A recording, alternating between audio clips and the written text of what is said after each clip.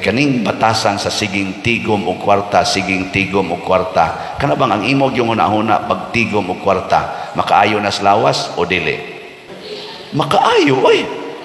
Makaayo ginas lawas kay pirmi nanakay pagkaon, di ka maproblema o masakit ka, naakay ka pa ospital, naakay maayong balay, naakay maayong sakyanan. Makaayo gyud. Napakay mga vitamins, mapalit pa nimo, imong mga maintenance, mapalit, makaayo gyud.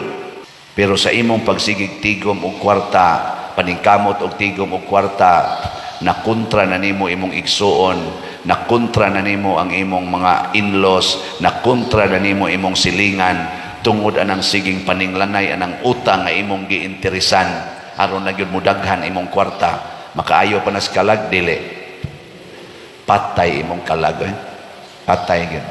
Mao na kanang kasagarang siging tigom sa kwarta kay nahigugma sa kwarta, giwarningan gid na ni Kristo, giwarningan sa mga apostoles, labi na ni San Pablo, the love of money is the root of all evils. Mao na ang bantay kita ni